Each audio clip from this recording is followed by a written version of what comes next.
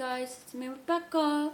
So this will be the start of another weekly vlog, and so far today I've just done some yard work and whatnot, and I've also did laundry and yeah.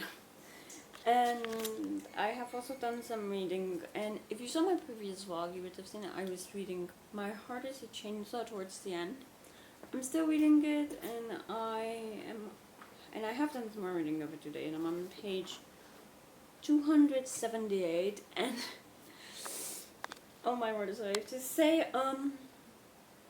We do get some more depths in here, and with Jade, with the fact she's so obsessed with slashers, and with the sheriff thinking that because she thinks something will happen Saturday, it might mean she might be the reason it's happening, and she thinks she's just protecting our final girl, who she thinks is this new girl in town named Melissa.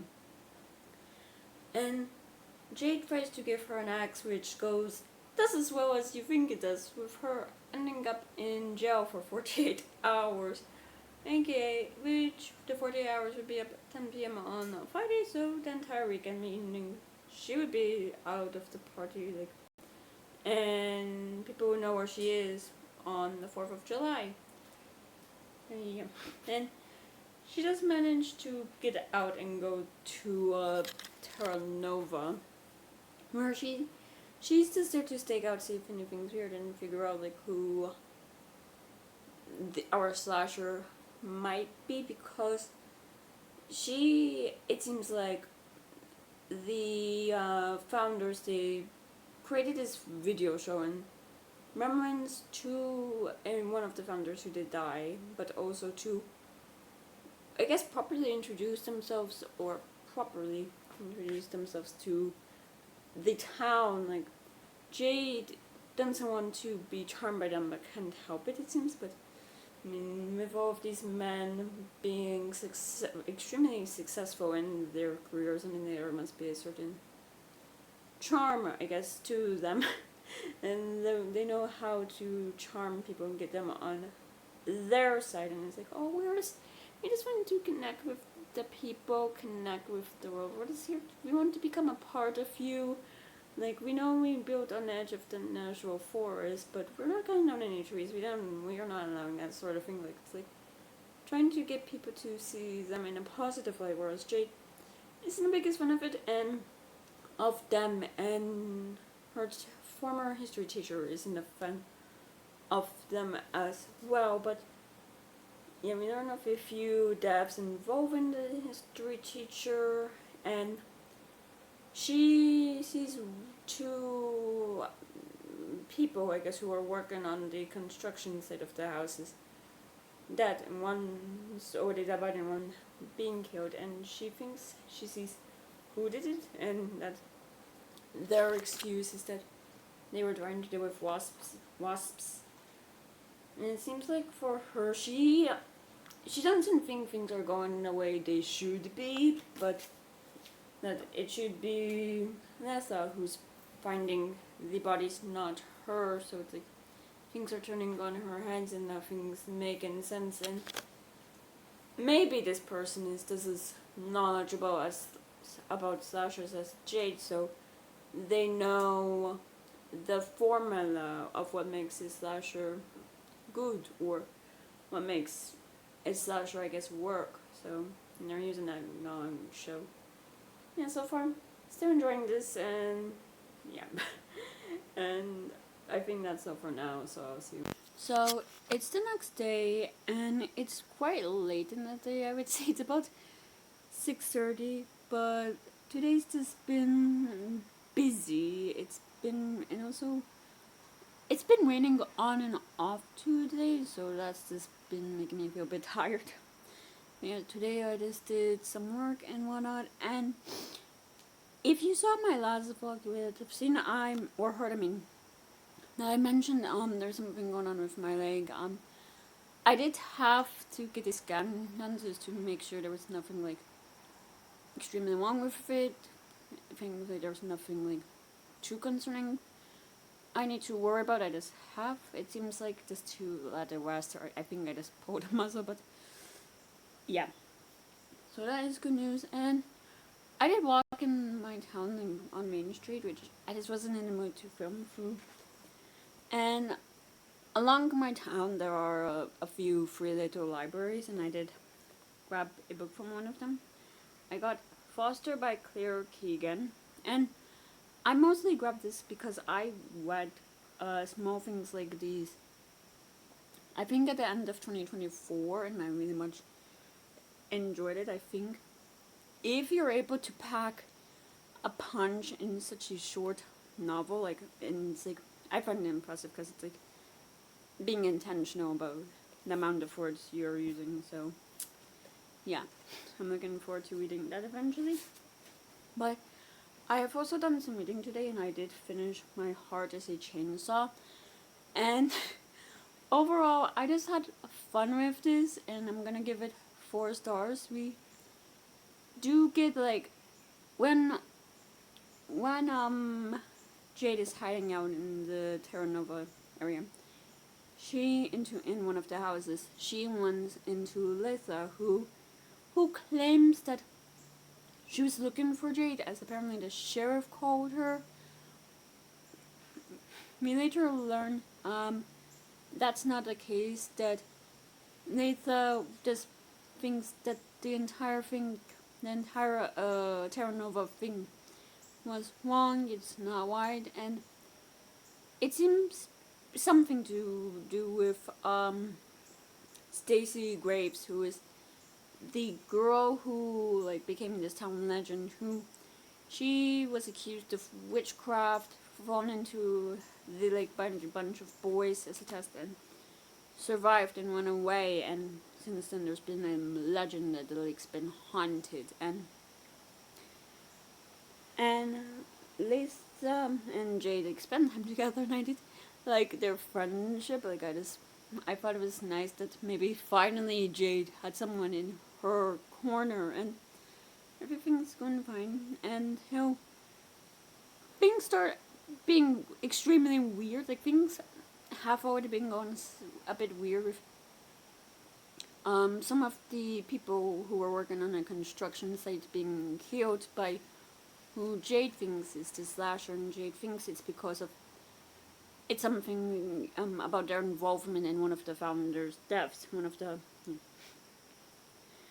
But people just start dying left and right with the other founders, like the other men, their wives, their children, and Jade and Lita run and take this like swan boat, like a pedaling like boat to where the town is, because on the 4th of July there's this tradition where they'll blow up like this floating screen, I guess, and watch a movie. And Jade, she does become a bit paranoid, and maybe it's Layla who's the slasher, because Layla does remind her, I should say, that this is real life, this isn't a movie, this isn't fiction, which, yeah, someone should say that, because it is, because what happens in slashers typically, I would like to mention, they don't happen in real life. But, and this is where things get really weird, like, people just start dying at the, like, party at the event, and it's not like people are being chopped in half by a chainsaw. It's like people are having their faces ripped off, their jaws being ripped off. It's all quite grotesque, and we do learn something about Jade that others in the town have suspected of her, and how she's buried that trauma and how it's coming to the surface is this. And she does have the ability to get revenge on this person, and yet it's Lisa who comes to her defense, and I just like that in friendship, I guess. But this whole thing is really about Stacy, and we really learn more about her legend, how after she was thrown into the lake, she ran away from the people in town, from her father, from everyone who failed her, from everyone who made her feel like she was unwanted. All she wanted was her mother, who was asleep in this cave, and she just wanted to sleep next to her mother, and she just kept being disturbed and whatnot. And we also have the other, I guess, legend about this priest, I believe it was a preacher, Ezekiel, who I guess Christianized the lake, meaning that Stacy, who was an Indian, wasn't able to go into the lake. So that was quite interesting thinking of that. And when we get the end of that, we see how Jade does get her revenge on the person who caused her the most harm, someone who was supposed to protect her but failed her, and how she, in the end, was the one who's the final girl, who, of course, all the credits to Latha for some reason, because I don't know. And we see how Jade is in this cabin where she just goes to when she needs a place to feel safe, and how there's this forest fire that just destroys Terra Nova, and she's trying to put it out before it destroys the entire town, because she would like that, because she has no reason to like anything or anyone in this town and wouldn't go back. So yeah, overall I enjoyed it, and I'm giving it 4 stars. And the next book I plan to start is Fahrenheit 451 by Ray Bradbury. Yeah, and I definitely thought this thing was longer than it is, but I believe the book itself is only, this might have like 158 pages, meaning the second bit, it's all like history, context, and criticism. So yeah, I think I'm only just personally gonna read the story itself, cause yeah, yeah. So I'm quite intrigued about that. I think it was. I do swear when I was a sophomore, I do read one of the dystopian series, either this one or another one that's escaping me, but yes, I'm just quite intrigued to read it, so yeah. And I think that's all for now, so I'll see you when I see you. So it's the next day, and I've done some work and whatnot, and I did go out today. I just had to go with my dad to an appointment, and we did go to Barnes & Noble, where I did get a book. I got A Trade of Blood by Robert Jackson Bennett, which is the 3rd book in the Anandin mystery series, the first book being The Tainted Cup. I very much enjoyed the series. I like Anna, as a character, so yeah. And I have done some reading today, and I did mention to you yesterday that I was gonna start Fahrenheit 451 by Ray Bradbury, and I did, and currently I'm on page 94, and so far I see a lot of similarities to what is going on and like in our day and age, and a lot of conversations I'm seeing online. But with this we meet Guy Montague, who is a fireman. His job is to destroy the most illegal of commodities, the printed book, along with the houses in which they are hidden. Montague never questions the destruction and ruin his actions produce, returning each day to his bland life and wife, Mildred, who spends all day with her television family.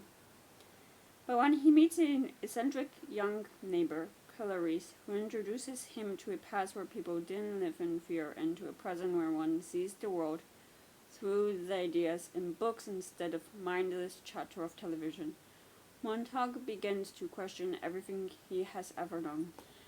And with this we meet Montauk, yes, he's, doing a job, and he seems content with the life he has, which does make sense since it's the only life he's ever really known. And he meets Clarice, who is, I would say, quite eccentric, who I would say is quite curious about everything and is quite knowledgeable about how things used to be. An example and is the size of billboards, how they grew larger because people would just drive by them too fast. And she's, I would say, in the eyes of society, antisocial. She doesn't really do what society expects her to do.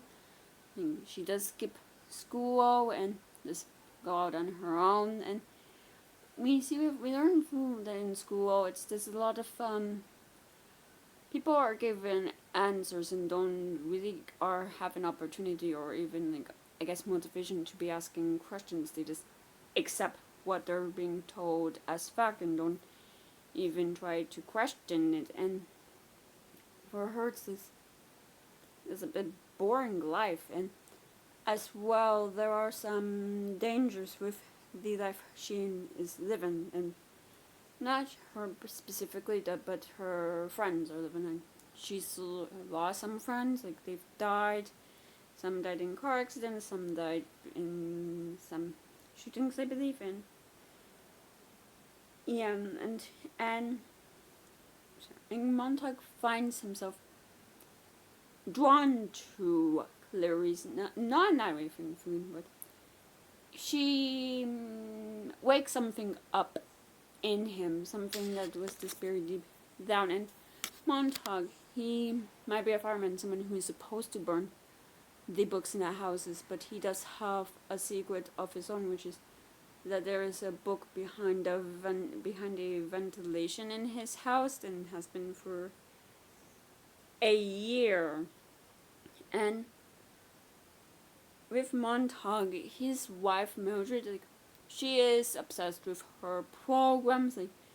They have 3 walls in their house that are TVs, and she wants a 4th, which is quite expensive and costs him I think almost a year's salary. So, but she's always there's always something on, whether it's her programs, programs that she's watching that are almost mindless, or these sounds that are in her ears.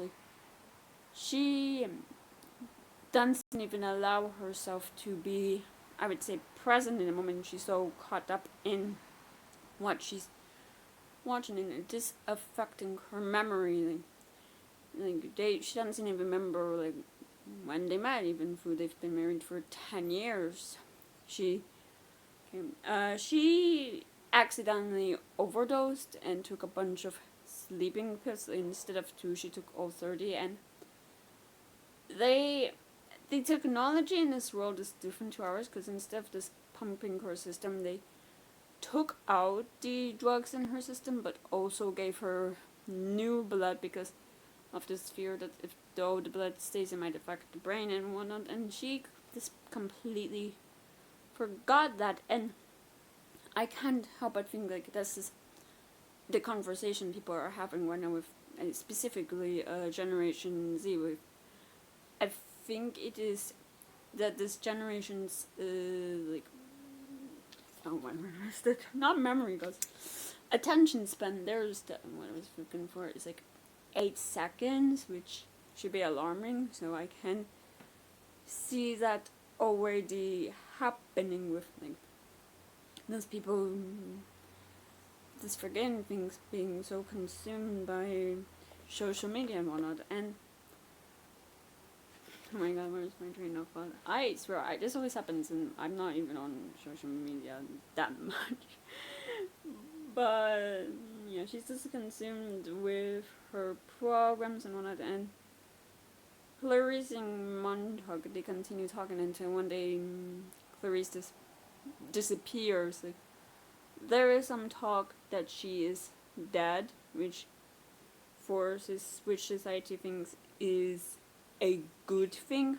However, after she died, her family also moved out. So yeah, Guy is on his own, and even Fushi is gone.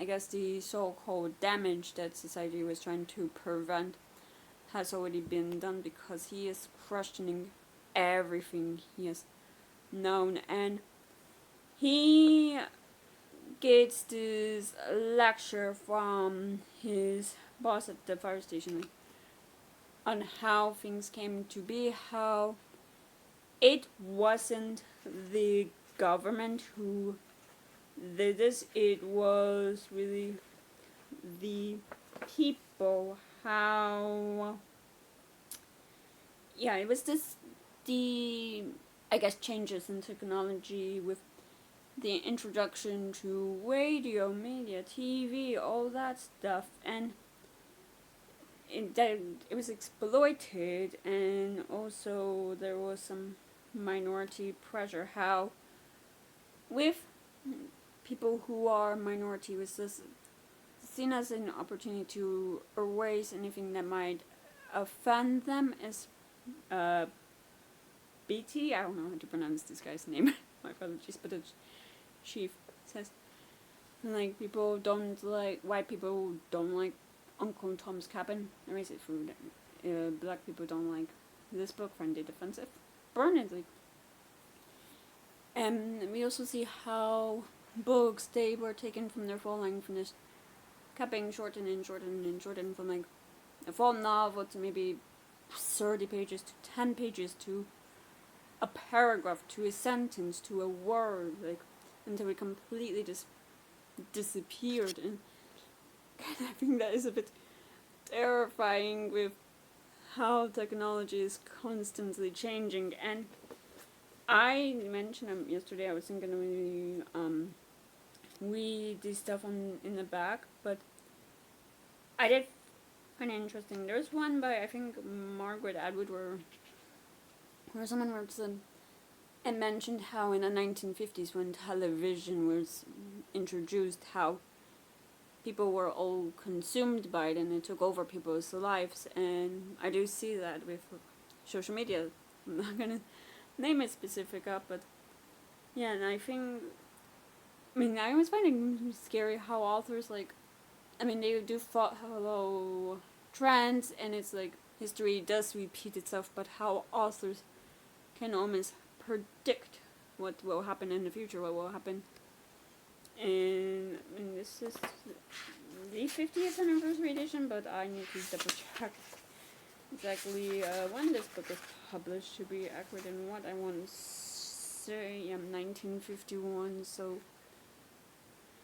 70 years, over 70 years ago, and that's just, I don't know, that is a bit scary to think, especially with the fact now we have that statistic I read somewhere that I think 51% of Americans have read one book in a year, and it's so, yeah, but you see a guy how he wants to change the way things are, how he tries to get Mildred to see how things, and she's in this like blind belief that things are the way they should be, that things are perfect and right, and she doesn't want to change that. And he does find this professor who was only kind of forced into retirement or fired when the last liberal college shut down 50 years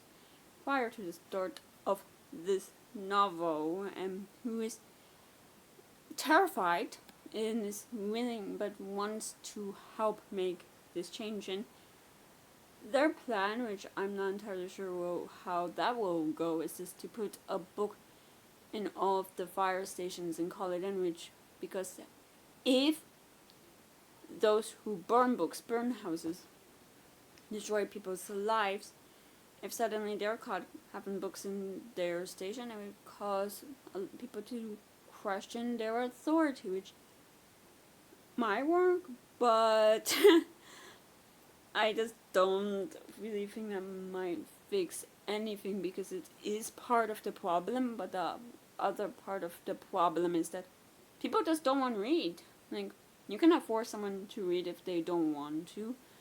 So that is another issue that's gonna be explored. So yeah, so far I do find this quite interesting, and yeah, oh no, what I wanted to say was that we like, if change does happen in this novel, I think it will be a long time before that happens, just because things have been the way they are for decades, so it might be decades before things change again, because like, even with like who they vote for president, it's like, oh, their looks and their names. Like, we have a president whose nickname is like, what was it? Not nickname, but his name is Winston Noble, and he won against someone named Herbert Hong. So yeah, I did find that interesting. So yeah. Now, I think that is all for now. So, see. So, it's the next day, and so far I've done some work in OneNote and another load of laundry. And I have done some reading, and I did finish Fahrenheit 451. And overall, I did find this interesting and extremely relevant, considering, I think book burning will be, I don't want to say will be happening soon, but with the way things are right now, and I know it's like a cycle that it might be better for readers, but with that AI company being, I guess, caught of buying all the books, feeding the information from them into their machines, and then destroying those books, I'm not feeling very optimistic about the world right now. Yeah, with this, Mildred, what is her name again? Yeah, Mildred, she invites some of her real-life friends over to the house, and Montauk just goes on a bit of a tangent about books, and he takes a book out, and they, I guess, encourage him just to let it out of his system, read a poem from the book, and it does affect one of Mildred's friends, and it makes her cry. And the thing with books and reading is that what has helped to discourage people from reading is this idea that books will only bring sadness, it will make you cry, it will make you sad, it will make you kill yourself, essentially, is what the idea is. And they leave, and Mildred is extremely unhappy with Montauk, obviously. And Montauk, he leaves and goes to the fire station for his shift, and Betty, his boss, he has an idea that he does, I guess, agree with what is going on, and thinks books should be burned as books are fiction, they're not real, like, you cannot really take anything from them. And with non-fiction, it's, the same can be said for fiction. It's, you can take an argument from a book and use it, but someone else can take another argument from the same book and also use it. So it's just really people fighting against one another about this argument, and they are called to set a house on fire to burn books, and it's Montauk's house. And it seems Mildred has set the alarm, and he goes and burns his house, and he then, okay, let me backtrack because I was about to jump ahead a bit. He's wearing this little, like, device in his ear that allows, oh my god, I have a horrible memory, my word, why is it so bad? It's like Faber, sorry. To hear him and allow Faber to talk to him.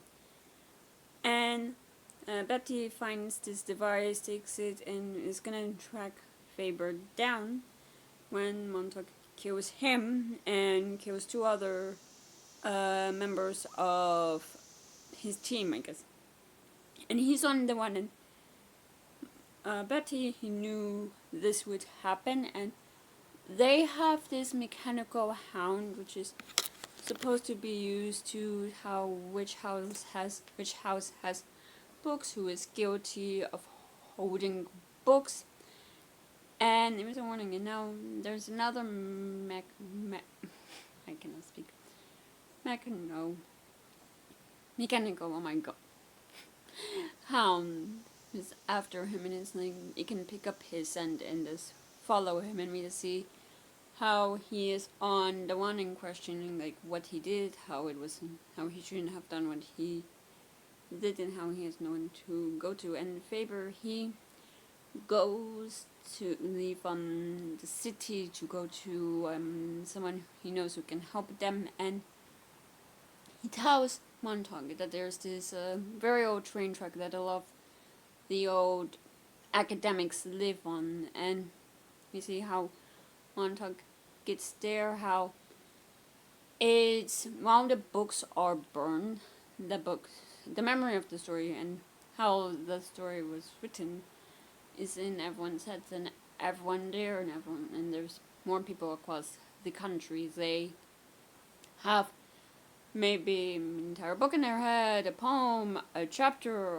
in their head, and it's just waiting for until like civil people in the world change and they can come out of hiding.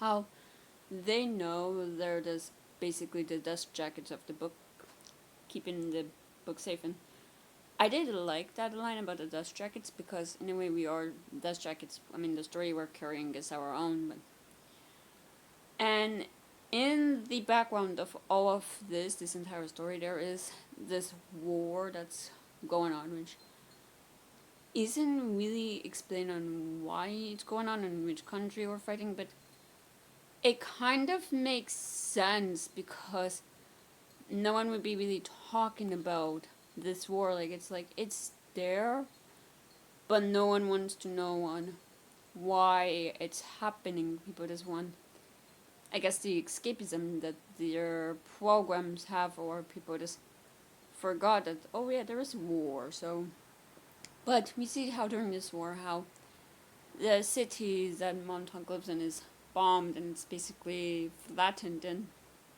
all the while he's like, he in his mind is yelling for Clarice, Faber, and Mildred to get out. However, Clarice is dead, Faber is out of the city, it's only Mildred, and he would like the idea that she did wake up, but you never know, and it's like to move on, to see what's next, and to see maybe it's time to come out of to kind of not come out, but to reunite with civilization for everyone involved. So, yeah, that's really where the book is. It's just going back into the city, and yeah, and overall I did find the ideas interesting, and yeah, I think I said what I said, and yeah, and I'm gonna talk about what book I plan to read next tomorrow. So yeah, that's all for now, and I'll see you when I see you.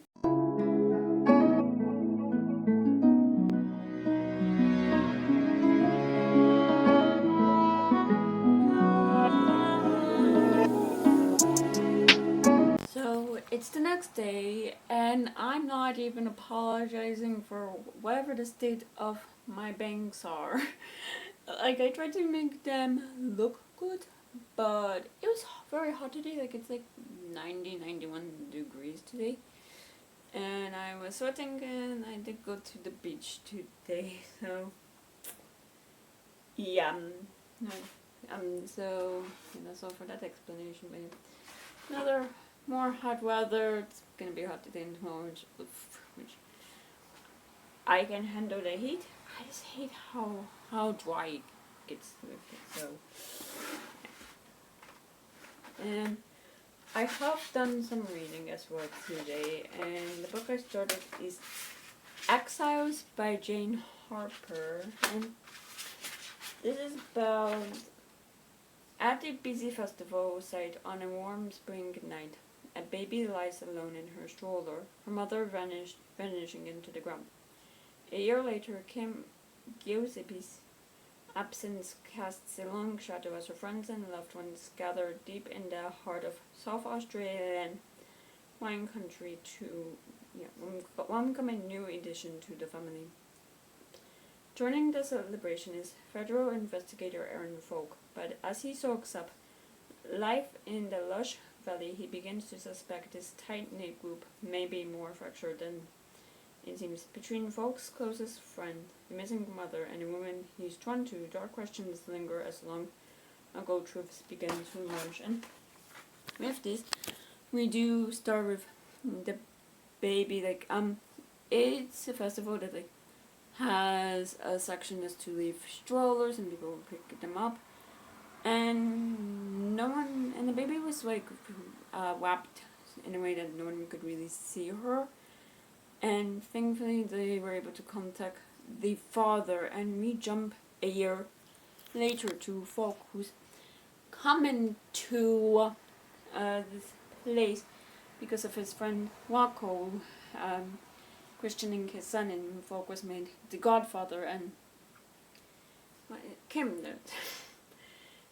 does have a connection to this family, as she used to date Wako's brother, a man named Charlie, and this was a long relationship that was on and off, and it seems like it is faded. It doesn't seem there was any bad blood between the two exes, and they do have a 17-year-old daughter. And shortly after this separation, Kim married her husband, who is now a 1-year-old, at the time 60-week-old, I believe it was, daughter named Zoe. And there's that.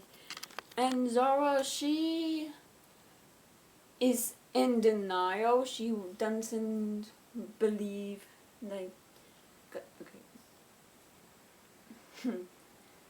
Kim, when she went missing, they searched the festival, and the festival's by this reservoir, and they searched that. They found a white sneaker that they say belongs to Kim, and we later know what. There was this mark on the shoe that could only be Kim's, a mark from, I think it was something related to a barbecue on her shoe that just didn't come off. So we just see how Zara, the 17-year-old daughter, is just trying to find her mom and trying to reach out.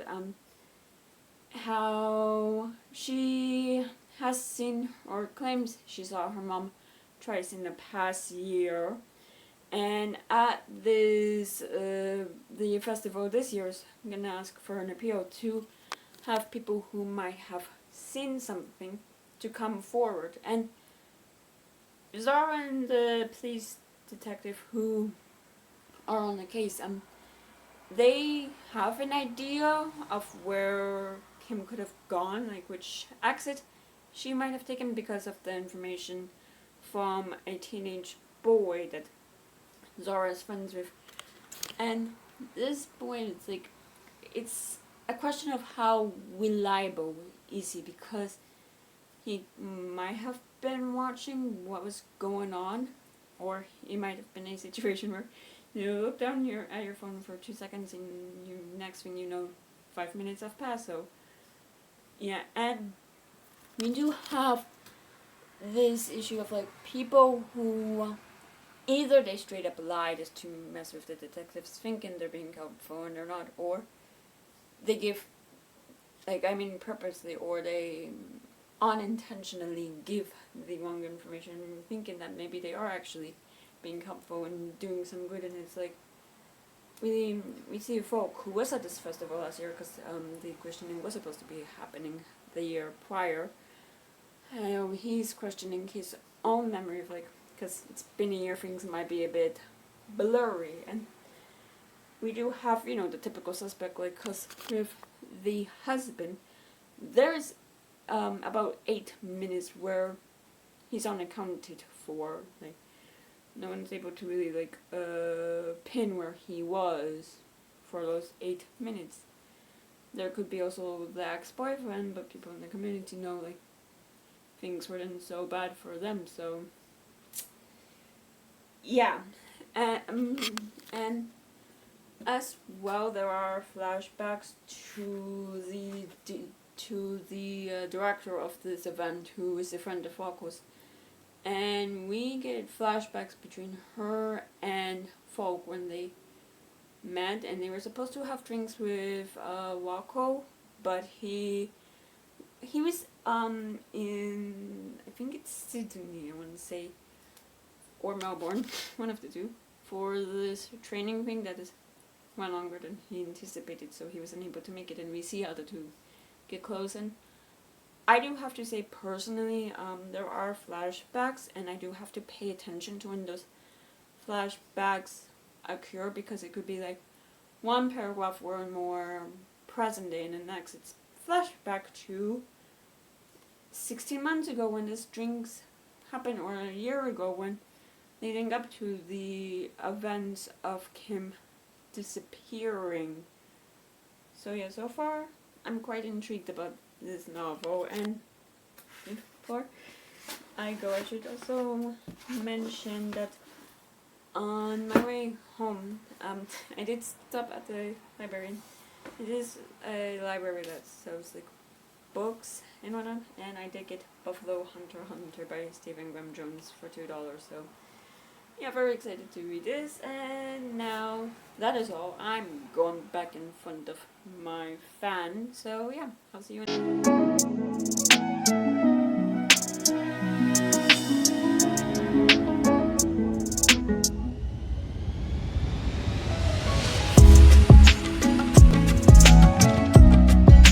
So it's a couple of days later, and as you saw yesterday, I did go to the beach, and Dennis had to run a bunch of errands, like go to the grocery store and whatnot. So by the end of the day, I was quite tired, as it was another hot day with a lot of driving, and I just didn't really read.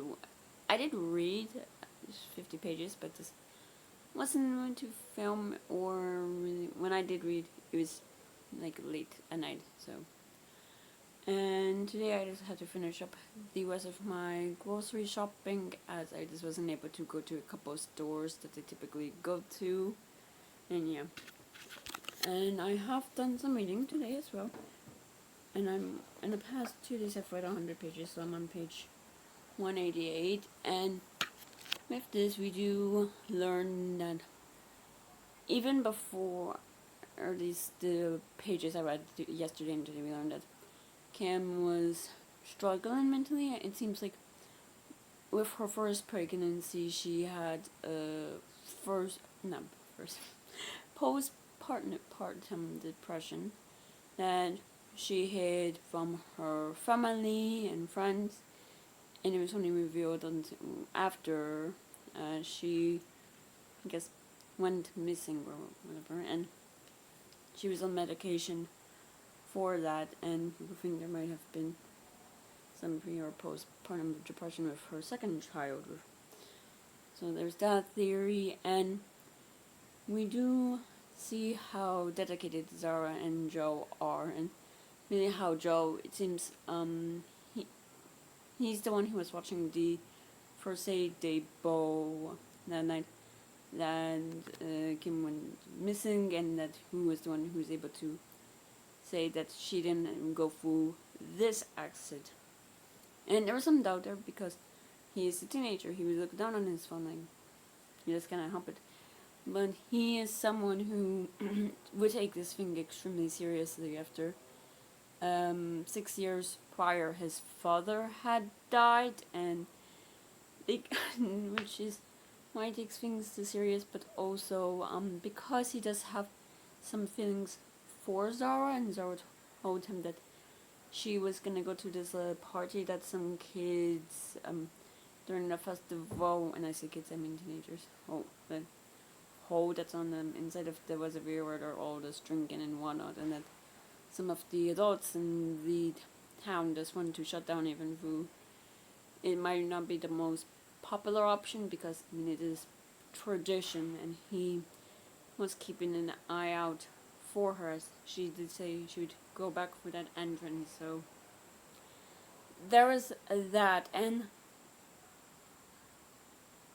we also see how the sergeant, he seems to think that this is a place that you have a close-knit groups, and once you're in a group, you're in it, and he seems to think that someone in Kim's group might be hiding something, or something's not right, because apparently, like, none of them had really spoken to her in the past year or so, and they thought, whether intentionally or not, high likely unintentionally, have been distancing themselves from her. And it's not, I should not be saying distancing, it's more like they just never really talked like that often as they used to. Like, there would be fewer and fewer phone calls in between, from what I understand. So yeah, and Marco, who is part of this group, just wanted to make sure everyone's like that there would be no surprises if